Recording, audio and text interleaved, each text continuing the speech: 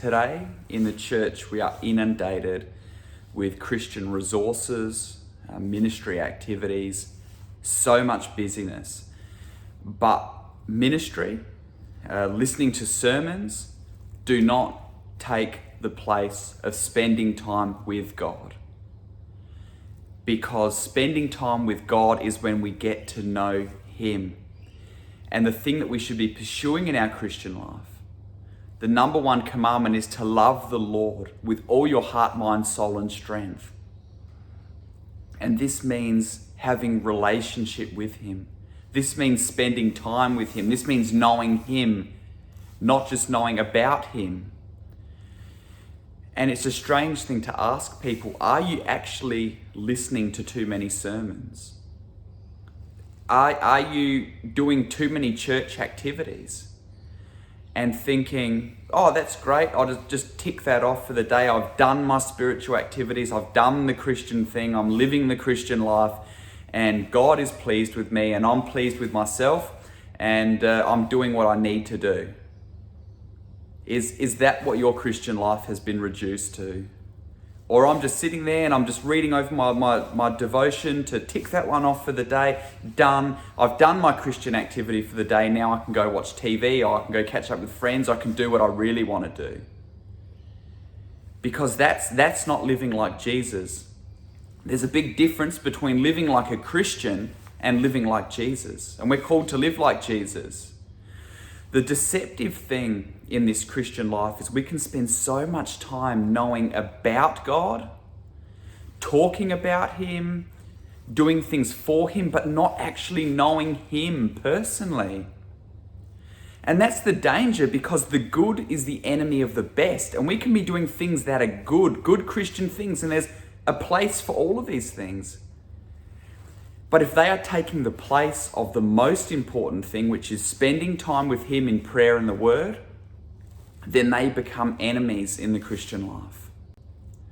See, at least when you're watching TV and you are just binging and you are just wasting your time on garbage and on social media and you're scrolling through, at least you know that you're wasting your time. I mean, unless you're completely deceived, at least you know that you are wasting your time and you know you should be doing something better. You know you should be spending time with God. But when you're doing these activities, you can actually be tricked into thinking that you're doing a really great job living like a Christian, where God doesn't call you to do all of these things. I see people so busy with ministry activities, so busy spending hours a day just watching videos on YouTube, good Christian videos. But if that's taking the place of spending time with Him, that's not a good thing. It's better to spend a half hour with Him in focus, time with the Word, in prayer, just getting real with Him, asking Him to reveal Himself to you, praising Him, just seeing Him as who He is, relating to Him, opening up your heart to Him. Just asking that His will be done in your life. It's better to do half hour of that than to spend 5 hours of learning about Him through all of this stuff, all of these resources that we have. Look at the story of Martha and Mary. You know, where Martha's doing too much, all this good stuff around the house, but Jesus said what Mary's doing is better. Yes, there's a place for this, but this is better. This is where you need to be. I mean, how many group activities are there in churches? How many ministry activities are there? How much programs, how much fellowship and outings and this and that. And there's a place for that, but that's not what the Christian life is about. And your ministry isn't confined to an activity or a group to say, yes, now I've done my thing for the week. You are to be a light to the world. You are to manifest Christ everywhere you go, and not trying to do it, but as a natural result of you spending time with God, Him working in you, and you don't even try to be like Christ, and you're impacting everyone around you. But that only comes from the time of prayer. Imagine a father in a retirement home and his son or daughter is simply just buying all this stuff for him. Here's a new walker, Dad. Here's a new chair, Dad. Here's some money in your account to help you, Dad. Here are the fees for the nursing home. Look what a great son or daughter I am. I'm doing everything for my father. And the father's just sitting there. And he's grateful for these things. But he's saying, son, daughter, all I want is for you to come and visit me. All I want is to spend time with you. 15 minutes with you would mean more to me, infinitely more to me, than all of this stuff you've done for me. That's the Father's heart. That's the Father's heart. He wants you to know him. If you're too busy to pray, then you're too busy. If you say, oh, well, I just pray on the go throughout my day.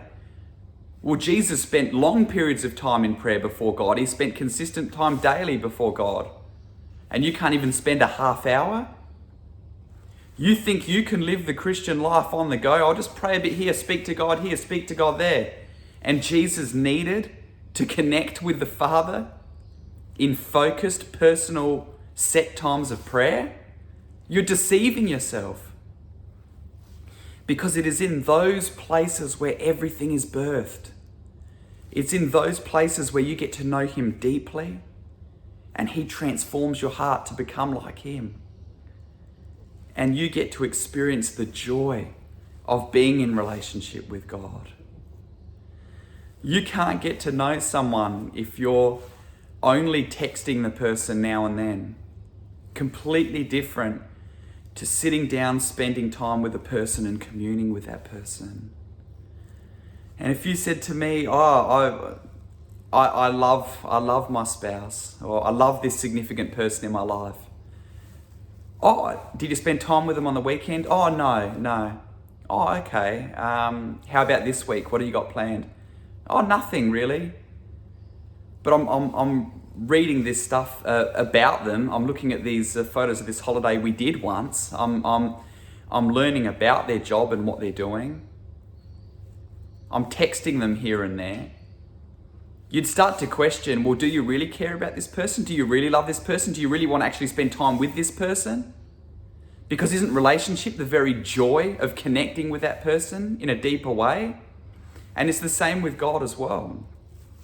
So I just want to say to you, don't deceive yourselves into thinking that you're doing this Christian life the right way if you're too busy to spend time with God. And I tell you what, the problem isn't that you're too busy, it's that you haven't prioritized your time around God. There's a story of a man that he was talking to his pastor saying, I work 12 hours a day, 6 days a week. I wish I had more time to spend with God. I just wish I had more time.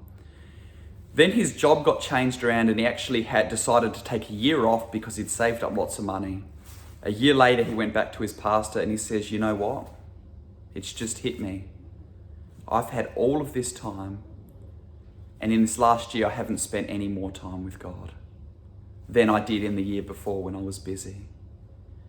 Because I tell you what, if you don't prioritize your time, if you don't see the importance of meeting with God, if you don't see the joy in meeting with God, you're going to find ways to waste your time. Don't deceive yourselves. If you're too busy with something now, you're going to be too busy with something later on. Even get 15 minutes. Start with something and get alone with him consistently every day. Pour out your heart before him and commune with him. And then see what he's going to do in your life. See how he's going to reveal himself to you. See what joy comes from your life. See how the dryness in your Christian life becomes like a river flowing, making everything green. And see how he blesses you with his presence and leading you in the way that he wants you to go. Friends, don't be deceived. Spend time with him.